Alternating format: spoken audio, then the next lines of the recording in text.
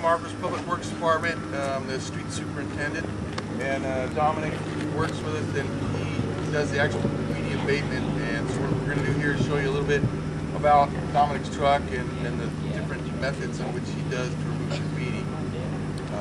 So, Dominic. All right. How you doing?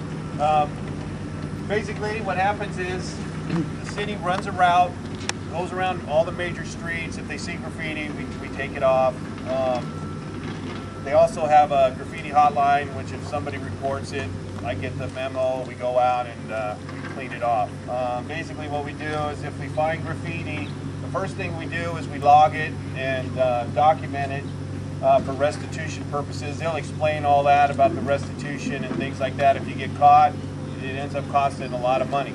So what we would do is if we saw a tag like this, we would set up a sign, put the address on it and everything. We would take a digital photo, which is a GPS link, so it goes to a computer, they log it in, and they're starting to track all the graffiti. So if you were caught, if somebody was caught doing it, they could link them all together and the price of your restitution would go up.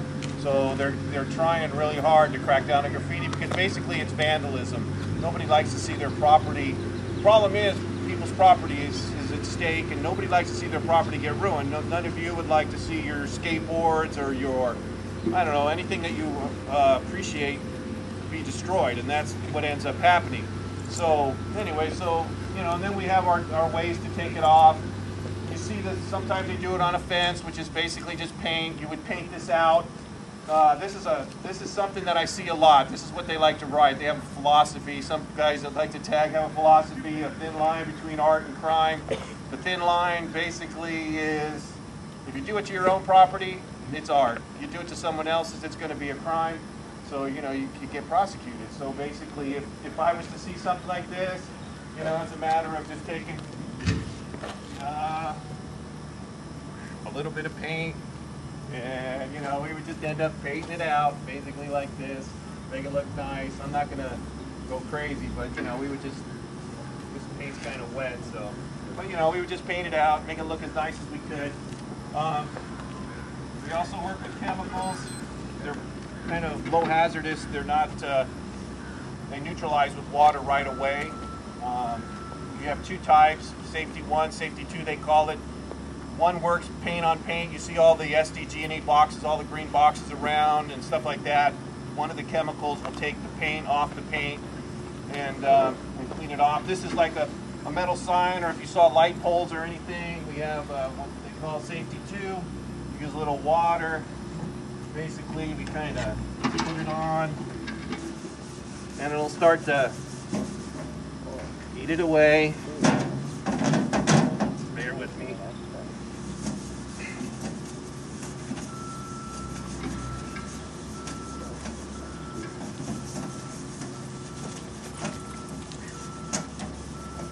Dominic, was that spray paint? You used that on there?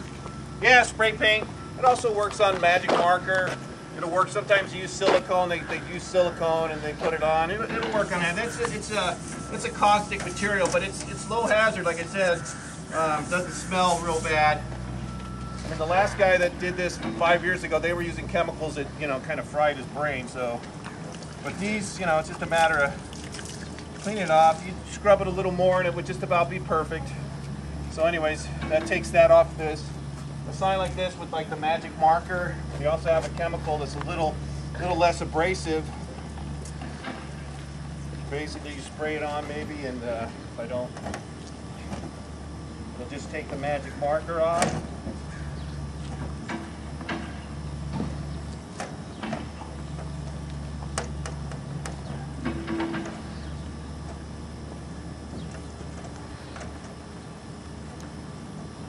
Ta-da, and starts to take it off. I'll leave that on, but anyway, so that's that's chemicals we use. The only thing is it looks really good, looks easy, looks like, wow, what's the big deal about graffiti and everything, but the problem is after you do this for a while, the sign is ruined. There's a reflectivity to this sign, so if you're driving at night, your lights shine on it and you can see it. Once you do this after a certain amount of times, no more reflectivity, the sign has to be replaced. It costs a lot of money. walls that are painted. The paint will peel after a while. You got 18 coats on there, so you ruin the wall. You have block walls that you have to. We use a pressure washer. Start it all up again, and they did here in San Marcos. 3 original gang members have gone to prison. I don't know where they're at now. I don't know if they're still in the prison system or not. Here again, those baby locos. This could be an affiliate of the what they call peewees, when they initiate younger kids from like the elementary or the middle school. They've initiated into the gang, so they're usually called, which are the little kids, compared to the older kids, which are maybe 18, maybe younger. But these guys are a lot younger, probably 11, 12. Or younger. Or younger. And they're usually those baby locals. So they're just kind of starting out. Here again, baby locals, South Los, LA. Sometimes they go into communities and they scratch out another gang. Let's say VSM will come into South Los territory. They'll cross out the name. It's kind of a challenge. It can be a challenge to fight, you know, or other things. So this is another South Los. Barrio San Marcos, and here's what I'm talking about, crossing out. So it was probably South Los that came in and crossed out VSM. They'll take it as a challenge to come out and fight.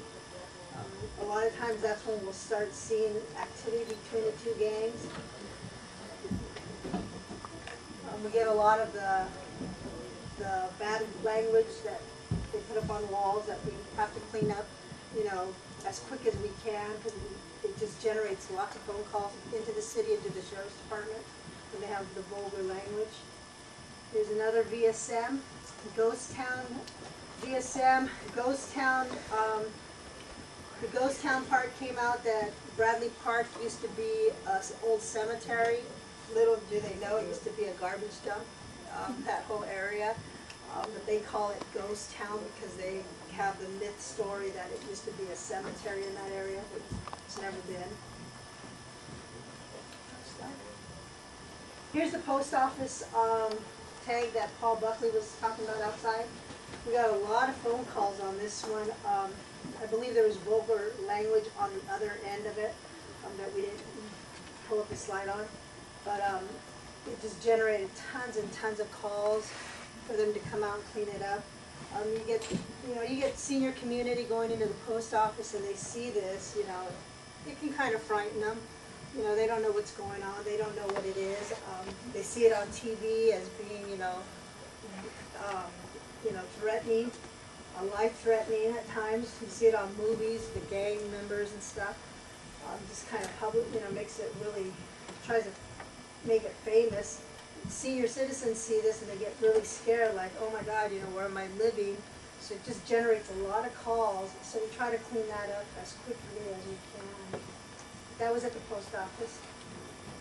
Here's another one where VSM went in and crossed out South Los. So they cross boundaries, and again, they take it as a threat. Sometimes we see crime escalate between the two gangs. When things like this happen, we'll get, deputies will get a lot of calls for fighting or, with baseball bats. That's their number one weapon, is they chase each other with baseball bats. There it is again,